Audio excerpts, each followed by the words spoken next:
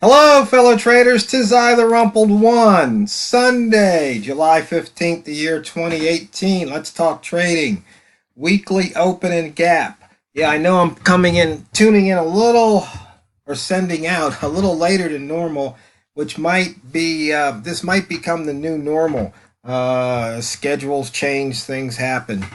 But you guys know how to check out the weekly open and gap. Just like you also know that you should be using good money and risk management on each and every trade. Okay, we can see here we got the yen popping up here. It's on the day it's up 27 pips from the open. And look at that. All the gaps have filled. You can see we had a nice gap there down about 12 pips. So that was a nice trade if anybody took it. And you can see we're in the upper weekly wick zone. On the daily, once again, you can see that gap down here was even below the previous daily session low. You can see here it's shot right back up into the upper wick zone, and it's out looking like it wants to try and get back inside there. And not much of a range here, as you can see. Nothing over 100 on Sunday/Monday. Buy zone trade. There was the pivot. There was the open. In the zone, hit the pivot. I mean, such a simple trade, right? Rat zone, as you can see, we don't have enough range for the rat zone to be in effect.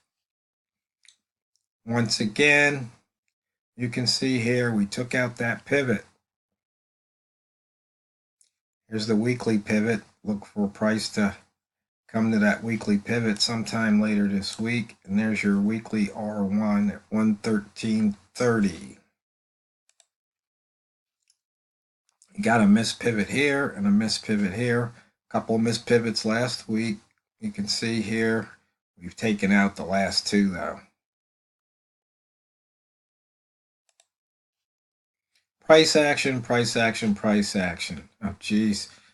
Okay, today, 3-ball, green at the line, 1-ball, looking to go red at a line here.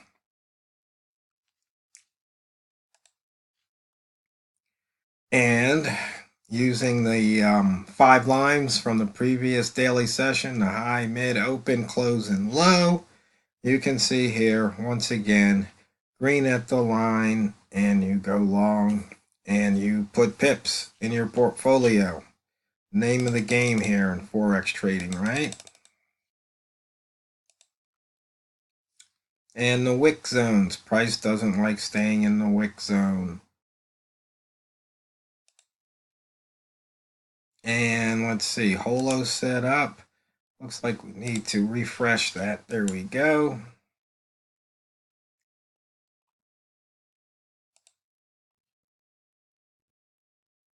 As you can see, we've got a holo highest open at 112.47.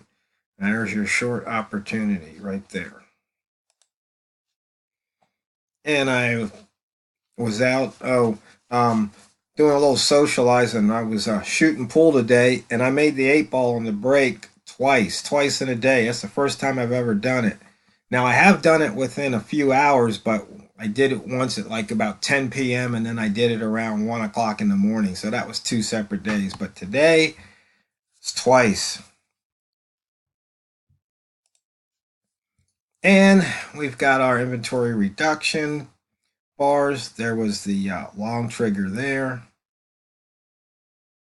You see we've got a short trigger here and a short trigger. Looks like it might put out, depending where this candle closes. We'd have a short trigger at the 112.44 on the M15. So if you wonder what that looks like, flip over to, oh, I've got this here. So you can see there's the inventory reduction short trigger. You can see why that candle is labeled as such. And daily, weekly, monthly, open, high, low. Just starting off the week, you can see we've got the weekly high, previous week's open.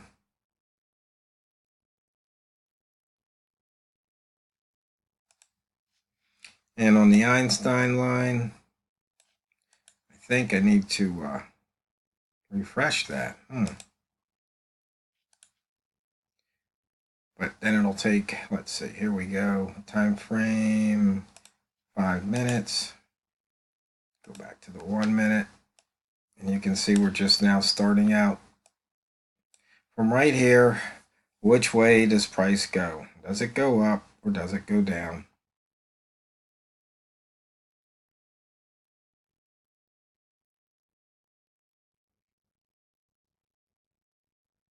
And we can just watch it for a few minutes here. Yes, I know, watching paint dry. In no case, you can see it looks like we're coming down, but we're still waiting to see if we can get the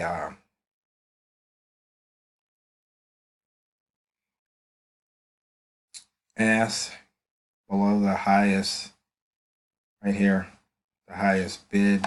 I just noticed something on this chart. I think I might want to change something here. Show you guys how to do it on properties, colors, bull candle black, black, and now we've got hollow candles.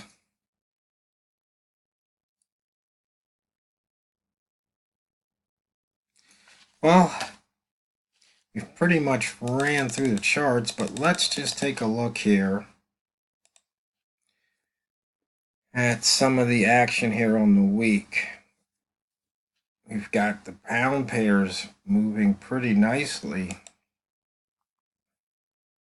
off the weekly open.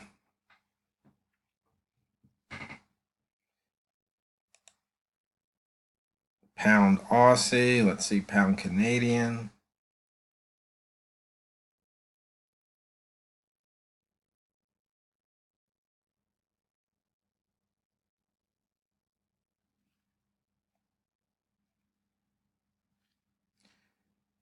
And the beast.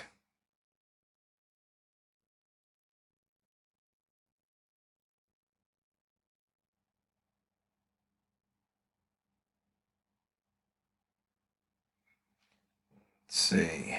Well, looks like the Swiss yen is moving some motion there. 1, 2, 3, 4, 5, 6, 7. So for 8 weeks, green in a row. Look at that huge gap. But you see how that gap came back and got filled. Didn't fill in the same week, but it eventually filled.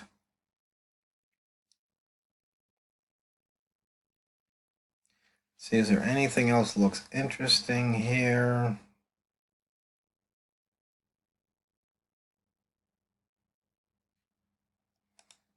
The Euro CAD. We had an inside bar on the weekly right there. That's the inside bar. So 1 week ago we had an inside bar. Let's see, 2 weeks ago on the dollar franc we had an inside bar right there. There's that inside bar, and you see what happened. It popped out both sides. So anybody still trading inside bars, there you go. Oh, I know, I usually forget. You want to see the indicators, and in this case, just the inside bar, week 1. Looking at last week.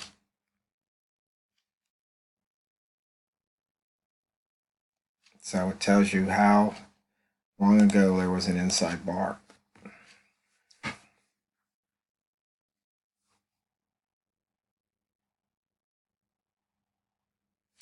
Oh, let's see, we've got one right here. And the pound Aussie 2 weeks ago, once again, pop broke out of it. The euro pound, once again, see that 2 weeks ago, we had a breakout. So you might want to be checking out that euro CAD inside bar. So you've got a long trigger at 54.41 and a short trigger at 53.21. Something to look forward to. Jot it down, or if you're not interested, forget about it, right?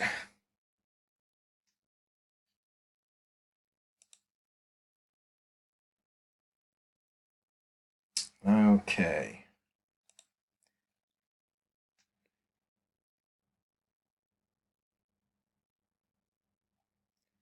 Oh, that pound CAD's near the high of the previous week right there. This is the fib retracement.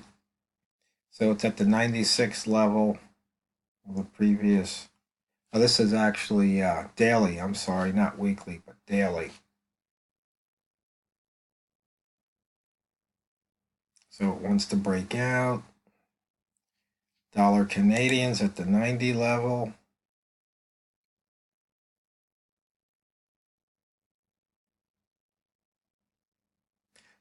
Oh, no, I'm sorry. It's at the current, not the previous.